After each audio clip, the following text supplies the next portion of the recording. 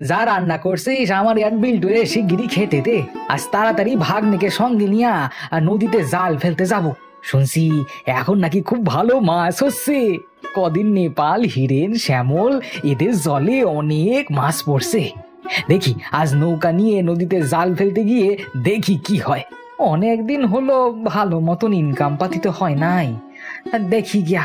বিল্টুকে সঙ্গে নিয়ে চাটাই পেতে বসো। মাছ ধরতে যাবে যে কালে, তখন হারিকেনটা একটু বেশি করে কেরোসিন ভরে নাও। আমি এক্ষুনি আসছি, এসে ভাত দেব। ঠাকুর ঘরে সন্ধে প্রদীপটা দেখিয়ে আসি। এই বলে মন্টুর বউ ঠাকুর ঘরে সন্ধ্যা প্রদীপ দেখাতে চলে গেল। বিল্টু ঘরে তার মামার পাশে চেটাই পেতে বসে আছে। তার বয়স ওই 13 কি 14 বছর হবে। এদিকে মন্টু মাছ ধরতে যাবে বলে হ্যারিকেনের কালি ভর্তি কাঁচ মুছে পরিষ্কার করে হ্যারিকেনে তেল ভরছে। বাড়িতে মাত্র এই 3 জন লোক। বিল্টুরা 3 ভাই, ও সবচেয়ে ছোট। মামা মামি নিঃসন্তান হওয়ায় সেই ছোটবেলা থেকেই বিল্টুকে ওর মায়ের কাছ থেকে মন্টু নিয়ে এসেছিল। আর তখন থেকেই সে মামা মামির কাছে থাকে এবং তাদেরকেই সবচেয়ে বেশি ভালোবাসে। সন্ধ্যা হতে না হতেই মামাকে এই রকম তাড়াতাড়ি খাওয়ার জোগাড় করে এবং হ্যারিকেনে তেল ভরতে দেখে বিল্টু একটু কৌতূহলে জিজ্ঞাসা করলো, মামা বলছি ঘরে তো একটা হ্যারিকেন আছে, তুমি আবার ওই পুরনো হ্যারিকেনের কাঁচ মুছে ওতে তেল ভরছো কেন? কোথাও যাবে নাকি? হ্যাঁ রে, আজ নৌকা নিয়ে নদীতে জাল ফেলে মাছ ধরতে যাব। শুনছি এখন নাকি খুব ভালো ভালো মাছ পাওয়া যাচ্ছে। তুই যাবি আমার সঙ্গে? রাতের বেলায় তুমি নদীতে মাছ ধরতে যাবে? তোমার তোমার ভয় করবে না? দূর পাগল, ভয় করব কেন? তুই আমার সঙ্গে যাবি কিনা বল। হ্যাঁ নিশ্চয়ই যাব, তবে তাড়াতাড়ি খাওয়া দাওয়া সেরে নে। তোর মামি সন্ধ্যা দেখিয়ে এসে আমাদেরকে খেতে দেবে। এমন সময় 5 শঙ্খধ্বনি দিয়ে ঘন্টা বাজিয়ে মা বনবেবীর সম্মুখে দীপ ধূপ জ্বালিয়ে এই ঘরে চলে এলো মন্টু জেলের বউ। কি গো, তোমার হারিকেনে তেল ভরা হলো? হ্যাঁ রে বউ, তেল ভরা হয়ে গেছে। দে দে এবার একটু ভাত খেতে দে, খেয়ে বেরিয়ে পড়ি। মন্টুর বউ রান্নাঘর থেকে দুজনের জন্য 2 থালা ভাত এবং 2 বাটি তরকারি এনে তাদের সামনে দিল। আর দুজনেই খাওয়া দাওয়া করে অতঃপর বেরিয়ে পড়ল নদীতে মাছ ধরবার উদ্দেশ্যে। আকাশে গোল থালার মতন চাঁদ উঠেছে। সেই আলোয় আজকে রাতের অন্ধকারটা কিছুটা কম। বাড়ি থেকে বেরিয়ে নদীর দিকে হেঁটে চলেছে 2 মামা এবং ভাগ্নে। ভাগ্নের 2 হাতে 2টো বড় বড় হাঁড়ি, আর মামার 1 হাতে পুকুরে ফেলা বড় খেওড়া জাল, আর অন্য হাতে জ্বলন্ত হ্যারিকেন। অনেকটা পথ হেঁটে গিয়ে তারা নদীর পাড়ে নোঙর বাঁধা নৌকোর উপর জাল, হাঁড়ি এবং হ্যারিকেন রেখে নোঙর তুলে দিয়ে নদীতে নৌকো ভাসিয়ে দিল। নৌকার হাল ধরল মন্টু জেলে। এ মা বনবিবি, আজ যেন আমার জালে অনেক মাছ পড়ে, যেন এই বড় বড় 2টো হাঁড়ি পুরো ভর্তি হয়ে যায়। আর এমনটা হলে আমি বাড়িতে ফিরে তোমার হরি লুট দেব। এই বলে নৌকার দাঁড় টানতে টানতে সুন্দরবনের গা ঘেঁষে মন্টু নৌকো নিয়ে চলল এক খাঁড়ির দিকে। সেদিকটাতে নাকি প্রচুর মাছ। সেদিকে যেতেই নদীর জলের মধ্যে মাছের ঝাঁক ছলছল শব্দ করছে। মন্টু বলল, ভাগ্নে আমরা ঠিক জায়গায় চলে এসেছি রে। এখানে চারিদিকে প্রচুর মাছের ঝাঁক, খুব তাড়াতাড়ি হাঁড়ি ভর্তি হয়ে যাবে বলে মনে হয়। তবে আর দেরি করছো কেন মামা, জাল বাঁকাতে শুরু করো। বেশি রাত করে তো লাভ নেই, মামিমা বাড়িতে একা দুশ্চিন্তা করবে তো। ভাগ্নের কথা শেষ হতে না হতেই মন্টু এক খেপ জাল বাগিয়ে দিল নদীর আধারি জলে। জলের মধ্যে ঝুপ করে জাল পড়ার শব্দে খাড়ির দুপাশের জঙ্গল থেকে রাতচরা পাখির বিকট চিৎকার শোনা গেল। মন্টু নৌকাতে হাঁটু ভেঙে হেঁট হয়ে বসে জাল টেনে গুটিয়ে নিচ্ছে। এমন সময় বিল্টু বলল, মামা আমার আমার এবার কেমন যেন একটু ভয় করছে গো। আমরা তো ওই নদীর চরটা থেকে অনেকটা ভেতরে এই খাড়ির কাছে চলে এসেছি, বলো আবার আবার ফিরতে পারবো তো? ভাগ্নে ভয় পাস না, আমরা ঠিক ফিরে যাব। জানিস তো জলে প্রচন্ড ঘাম আসছে, বোধহয় অনেক মাছ পড়ছে। তাড়াতাড়ি টেনে তোলো, দেখি দেখি কি কি মাছ পড়লো। মন্টু জাল তুলতেই আনন্দে 2 মামা ভাগ্নে উন্মাদ হয়ে গেল। জাল ভর্তি হয়ে মাছ উঠেছে, ভোলা মাছের ঝাঁক। ছাড়া ভাগ্নে, তাড়াতাড়ি ছাড়া, বোধহয় আজ বনবিবির দয়ায় আমরা 2টো হাঁড়ি ছাপিয়ে আমাদের নৌকো ভর্তি করে মাছ নিয়ে যাব। এইভাবে প্রায় ঘন্টা 2 ধরে জাল ফেলার পর্ব চলল। নোনা মাছে বড় বড় হাঁড়ি ভর্তি হয়ে উঠল। ডিঙি নৌকোটাও প্রায় ভর্তি হয়ে গেছে। তবুও মাছের নেশায় আজ যেন মন্টু জেলের বাড়িতে ফেরার কোনো ইচ্ছেই নেই। মামা, আজকে না এবার ফিরে চলো, আর জাল ফেলতে হবে না। মাছ রাখার তো আর জায়গাই নেই গো। জায়গা নেই তো কি হয়েছে, তুই তোর গায়ের গেঞ্জিটা খোল, ওটা করে ভর্তি করে নেব। আমার গামছাটাও ভর্তি করে নেব, প্রচুর মাছ হবে। না মামা, তুমি তুমি নৌকোটা তাড়াতাড়ি পাড়ে লাগাও। আচ্ছা, তবে যে পথ দিয়ে এসেছি ওই পথ দিয়ে নৌকো নিয়ে ফিরে যেতে যেতে জোয়ারের জল চলে আসবে। এখান থেকে সামনে একটা খাড়ি পড়ে, নৌকা লাগিয়ে জঙ্গল ভেঙে যদি চলে যাই তাতে আমাদের সুবিধাই হইব। এই বলে একটা জঙ্গলের পাড়ে এসে নৌকোটি নোঙর ফেলে আটকে দিল। মামা ভাগ্নে দুটো হাঁড়ি ভর্তি মাছ মাথায় করে নিয়ে আরো অতিরিক্ত সব মাছ জালে জড়িয়ে গামছাটায় পোঁটলা করে নিয়ে জঙ্গল ভেঙে এগিয়ে চলল বাড়ির দিকে। সামনে সামনে হাঁটছিল বিল্টু, তার হাতেই ছিল হ্যারিকেন। হ্যারিকেন ছাড়াও পূর্ণিমার চাঁদের আলোয় দেখা যাচ্ছে জঙ্গলের পথ। মামা তাড়াতাড়ি চলো, বোধহয় আজকে অনেক রাত হয়ে গেছে গো। এত পথ জঙ্গল ভেঙে যেতে হবে, তাড়াতাড়ি পা চালাও। হে কেন রে ভাগনা, এই জঙ্গলের পথে তোর ভয় করছে বুঝি? হ্যাঁ মামা, খুব ভয় করছে। আর তাছাড়া তুমি তো একবার গল্প করেছিলে এই বাগানে নাকি সুন্দরবন এলাকার যত অশরীরী আত্মারা এখানেই নাকি বসবাস করে। হ্যাঁ, তা বাস করে বই কি। জাগে, চল চল তাড়াতাড়ি চল। এই বলে মন্টু জেলে এত মাছ পাবার আনন্দে গুনগুন করে একটা গান গাইতে গাইতে বিল্টুর পেছন পেছন বাড়ির উদ্দেশ্যে এগিয়ে চলেছে। তারা অনেকটা পথ অতিক্রম করে এসেছে, আরও অনেকটা বাকি আছে। হঠাৎ মন্টু জঙ্গলে গাছের আড়ালে মানুষের মতন কাউকে দেখে গান গাওয়া বন্ধ করে দাঁড়িয়ে পড়ল। গানের শব্দ বন্ধ হয়ে যাওয়ায় বিল্টু পেছনে ঘাড় ঘুরিয়ে দেখল মন্টু মামার পা ঠক ঠক করে কাঁপছে। মামা, মামা, তুমি আবার দাঁড়িয়ে পড়লে কেন? কাঁপা কাঁপা কণ্ঠে মন্টু মামা ভাগ্নেকে বলল, ভাগ্নে, এখানে ও আসে। আমি এইমাত্র ওকে দেখছি, গাছের আড়ালে পিস কালো অন্ধকারের মতো ও শরীর। ও আমাকে অনুসরণ করতে করতে আসছে। ওর চোখে আমার চোখ পড়ে গেছিল, জ্বলন্ত আঁশের মতন ওর লাল লাল দুটো চোখ আমার দিকে তাকিয়ে হাসছিল। তুই পালা, পালিয়ে যা এখান থেকে, ও বোধহয় আজ আমারে ছাড়বে না। মামা, মামা, ও মামা, তোমার হঠাৎ করে কি হলো? তুমি এত ভয় পাচ্ছ কেন? কিছু হবে না, আমি তো আছি তোমার সাথে। এসো, এসো, আমার সাথে সাথে এসো, সামনে চলো। এই বলে বিল্টু ওর মামার হাত ধরে হ্যারিকেন নিয়ে মামাকে সামনে নিয়ে চলল। মন্টু ভয়ে ভয়ে সামনে হাঁটতে হাঁটতে এগিয়ে চলেছে। আবারও কিছুটা পথ এগিয়ে গিয়ে থমকে দাঁড়ালো মন্টু। কি হলো মামা, আবারও কাউকে দেখতে পেলে নাকি?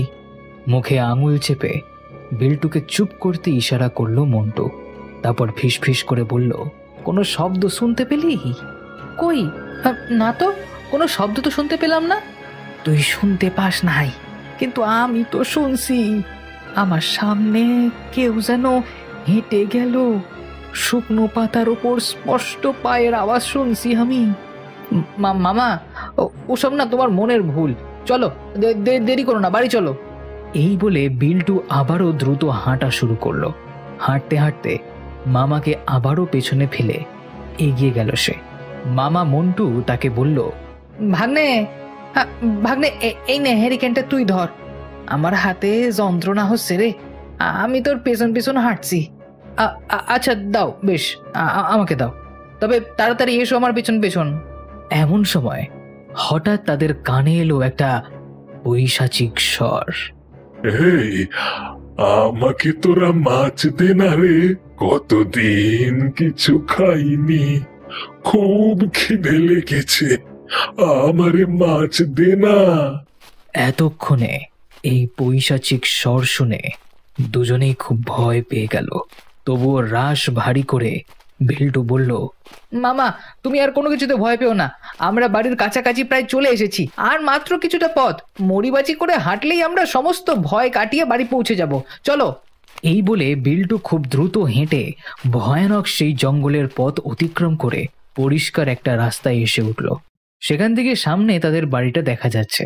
বাড়িতে এখনো হ্যারিকেন জ্বলছে। বোধহয় মামিমা বসে আছে তাদের অপেক্ষায়। এসব ভাবতে ভাবতে বিল্টু বলল, মামা তুমি রাগ করো আর যাই করো, এই জঙ্গলের পথে আসা এই প্রথম আর এই শেষ। রাতের বেলায় এই জঙ্গলে কেউ আসে নাকি? বাপরে বাপ, কি ভয়ানক জঙ্গল। এতগুলো কথার পরেও মামার কোনো প্রত্যুত্তর শুনতে না পেয়ে বিল্টু পেছনে ঘুরে দেখল তার মন্টু মামা পিছনে নেই। বিল্টু জঙ্গল থেকে বেরিয়ে এসেছে অনেকক্ষণ হয়ে গেছে, তবুও মন্টু এখনো আসছে না কেন? বিল্টু আবারও হ্যারিকেন নিয়ে জঙ্গলের দিকে কিছুটা পথ এগিয়ে গিয়ে চিৎকার করে মামাকে ডাকতে ডাকতে চারিদিকে খুঁজতে লাগলো, কিন্তু কোথাও তার মামাকে এসে দেখতে পেল না। অগত্যা দৌড়ে গেল বাড়িতে। তাকে এমন দৌড়ে এসে মাছের হাঁড়ি পোটলা ফেলে হাঁপাতে দেখে মন্টু জেলের বউ বলল, কিরে বিল্টু, এমন হাঁপাচ্ছিস কেন? আর তোর মামা কই? কাঁদো কাঁদো সুরে বিল্টু বলল, জানি না মামিমা, আমি কিছু জানি না। মামা তো আমার পেছন পেছন আসছিল। ঘন জঙ্গল থেকে ফাঁকা রাস্তায় বেরিয়ে হঠাৎ পেছনে তাকিয়ে দেখি মামা নেই। মামাকে কত করে ডাকলাম, হ্যারিকেন নিয়ে জঙ্গলের সামনের দিকটা খুঁজেও দেখলাম, কিন্তু কিন্তু মামাকে কোথাও দেখতে পেলাম না। কথাগুলো বলে বিল্টু কেঁদে ফেলল, আমি কোথাও পেলাম না মামাকে। তৎক্ষণাৎ মন্টুর বউ বলল, সে কি সর্বনেশী কথা! তোর মামা ওই জঙ্গল থেকে বেরোয়নি? হায় হায়, আমার সর্বনাশ হয়ে গেল গো! কি কোথায় আছো? শিগগিরই ছুটে এসো, আমার সর্বনাশ হয়ে গেছে। এমন সময় বনদেবী দেবীর মন্দিরের চাতালে বসে তাস খেলতে থাকা হিরেন, পাঁচু, শৈলেন, বিমল মন্টুর বউয়ের চিৎকার শুনে তাদের বাড়ির দিকে সকলে দৌড় দিল। তারপর মন্টুর বউয়ের মুখে সব কথা শুনল। সে যে এখনো ফিরে এলো না। ঠাকুরপো, তোমরা একটু খোঁজ খবর করে দেখো। আমার মন বলছে বোধহয় ওর কোনো বিপদ হয়েছে। হে মা বনবিবি, ওকে রক্ষা করো মা, ও ছাড়া যে আমার আর কেউ নেই। কথাগুলো বলেই মন্টুর বউ হাউ হাউ করে কাঁদতে শুরু করেছে। তার মুখে সব কথা শুনে এরা চারজন নিজেদের মুখ চাওয়াচাওয়ি করছে। তারাও সাহস করে বলতে পারছে না যে, বৌদি কেঁদো না, আমরা দেখছি। কারণ তারাও জানে রাতের বেলায় ওই অশরীরী জঙ্গলে যাওয়া কতটা বিপজ্জনক। তবুও শেষমেশ মন্টুর বউকে সান্ত্বনা দিয়ে হিরেন বলল, বৌদি তুমি শান্ত হও, আমরা দেখছি কি করা যায়। পাঁচু তুই যা, গ্রামের আরো সবাইকে খবর দে। পাঁচু দৌড়ে গেল গ্রামের আরো সব লোকজনকে খবর দিতে। তারপর প্রায় 15-20 জন লোক হাতে মশাল জেলে লাঠি সোঁটা নিয়ে জঙ্গলে মন্টুর খোঁজ করতে গেল। প্রায় ঘন্টা দেড়েক সবাই মিলে মন্টুর খোঁজ করলো, কিন্তু কোথাও তাকে খুঁজে পাওয়া গেল না। সিদ্ধান্ত হলো যে আজ রাতে আর বেকার খুঁজে লাভ নেই, আগামীকাল সকাল থেকে আবারও খোঁজ শুরু করা হবে। এই বলে সারা রাত সবাই জেগে অপেক্ষা করতে লাগলো পরের দিনে সূর্য ওঠার। সূর্য ওঠা মাত্রই তারা আবার মন্টুর খোঁজ করতে জঙ্গলের মধ্যে প্রবেশ করলো। চারিদিকে তছ নচ করে খুঁজতে খুঁজতে তাদের সকলের চোখ পড়ল একটা বড় গাছের ডালে। সেখান থেকে একটা মৃতদেহ ঝুলছে। ওই দেখ, ওই দেখ, গাছের ডালে বোধহয় একটা মৃতদেহ ঝুলছে রে। দেখি চলো দিকে, গাছের ডাল থেকে মৃতদেহটা নামাতে হইবে। এই বলে তারা এগিয়ে গিয়ে গাছের ডাল থেকে ঝুলন্ত মৃতদেহটা নামাতেই সবাই বিস্মিত হলো। এ কি রে, এ তো মন্টুর মৃতদেহ, কিন্তু এইভাবে ওকে কে মারলো? মনে হয় ওকে গত রাতে কোনো জন্তু জানোয়ার ধরেছিল। কোনো জীব জন্তু ধরলে ওর শরীরটার যাবতীয় মাংস সব খেয়ে ফেলতো। এইভাবে গোটা একটা শরীর তখন পাওয়া যাইতো না। আমার মনে হয় এটা অশরীরীর কোনো বিষয়। মৃতদেহ দেখে সবাই সবার মতন মন্তব্য করছিল। তখন হিরেন চিৎকার করে উঠল, তোরা সব ওর মুখের দিকে দেখ, আঁচড়ের দাগ আর ফোটা ফোটা রক্তবিন্দুতে কেমন যেন একটা চেনা মুখাবয়ব তৈরি হয়েছে না? হিরেনের কথায় সবাই মন্টুর বুকের দিকে বেশ কিছুক্ষণ তাকিয়ে রইল। মন্টুর বুকে আঁচড়ের দাগ আর রক্তের ফোঁটায় যে মুখাবয়বটা সৃষ্টি হয়েছে তা সকলের প্রায় চেনা লাগলো, কিন্তু কার মুখ যে ফুটে উঠেছে সেটা হঠাৎ করে কেউ বুঝে উঠতে পারল না। তৎক্ষণাৎ বিল্টুর মুখ থেকে বেরিয়ে এলো একটা নাম, মধুমিতা। বিল্টুর মুখে এই নামটা সবাই শোনা মাত্রই তাদের যেন মনে পড়ে গেল সবকিছু। হ্যাঁ হ্যাঁ, এ তো পরাঞ্জলের মেয়ে, সেই মধুমিতা যে বছর খানেক আগে মারা গেছিল না। কিন্তু মন্টুর বুকে এইরকম পরাঞ্জলের মেয়ে মধুমিতার মুখাবয়ব ফুটে উঠেছে কেন? বোধহয় মধুমিতার প্রেতাত্মা মন্টু জেলেকে শেষ করেছে, তাই মন্টু জেলের বুকে মধুমিতার মুখাবয়ব। মৃতদেহের পাশে দাঁড়িয়ে মন্টু জেলের বউ এতক্ষণে এসব কথা শুনছিল। বেল্টুর চোখে জল। বেল্টু মধুমিতাকে ভালোবাসত, কিন্তু হঠাৎ কেমন করে বছরখানেক আগে মধুমিতা হারিয়ে গেল তা বেল্টু জানে না। পুরনো সেই দিনের কথা মন্টুর বউ সব জানে। তার মনে পড়ে যায় হাসপাতালে বেল্টুর চিকিৎসা করতে নিয়ে গিয়েছিল সে, আর পরাণ জেলের মেয়ে মধুমিতা সেদিন বিকেলে মন্টু জেলের কাছে টিউশন করতে এসেছিল। প্রতিদিন বিকেলে মন্টুর কাছে বেল্টু আর মধুমিতা পড়ত। দুজনে খুব ভালো বন্ধু ছিল, একে অপরকে ভালোবাসত। তাই প্রতিদিনের ন্যায় সেদিনও মধুমিতা পড়তে এসেছিল, কিন্তু সে জানত না সেদিন বেল্টু ও বেল্টুর মামি বাড়িতে থাকবে না। বিপদ ঘটল তখনই। বৃষ্টি ভেজা বিকেলবেলায় মধুমিতাকে একা পেয়ে মন্টু জেলে সেই বাচ্চা মেয়েটাকে সর্বনাশ করে তাকে বাড়ির সামনে ওই জঙ্গলে ফেলে এসেছিল। মেয়েটা পড়াশোনায় খুব ভালো ছিল, খুব ভালো ছবি আঁকতো। মধুমিতার বাবা মা মন্টুর বাড়িতে মেয়েকে খুঁজতে এলে মন্টু তাদেরকে জানিয়েছিল, আজকে বিল্টু আর বিল্টুর মামি শহরে ডাক্তার দেখাতে গেছে, তাই আমি আজকে ছুটি দিয়ে দিয়েছিলাম। মধুমিতা তো পড়তে আসে নাই। তার 1 সপ্তাহ পর ওই জঙ্গলে মধুমিতার আধ খাওয়া দেহ পাওয়া যায়, কিন্তু মধুমিতার মৃত্যুর জন্য কে দায়ী সে কথা মন্টুর বউ ছাড়া আর কেউ জানতে পারেনি। মন্টুর বউ জেনেছিল বাড়িতে ফিরে বিছানায় লেগে থাকা চাপ চাপ রক্ত দেখে। হঠাৎ হিরেনের একটা কথায় পুরনো এসব কথা ভাবতে ভাবতে মন্টুর বউ বাস্তবে ফিরে এলো। নে নে, এবার বাঁশ টাস কাঠ, মন্টুদার দাহ কার্য তো করতে হবে। এই বলে তারা মৃতদেহ কাঁধে নিয়ে জঙ্গলের বাইরে বেরিয়ে এলো। বাঁশের খাটিয়া বেঁধে ফুল সাজিয়ে বলহরি হরিবোল বলতে বলতে সবাই মিলে মন্টু জেলেকে নিয়ে গেল নদীর পাড়ের একটি শ্মশানে। বিল্টু মামার মৃতদেহে আগুন দিল। দাও দাও করে জ্বলে উঠল পাপের চিতা। এই কারণেই হয়তো বলে পাপ কখনো পিছু ছাড়ে না। তাই পাপ করবার আগে একবার নয় 10 বার ভাবা উচিত কোনটা ঠিক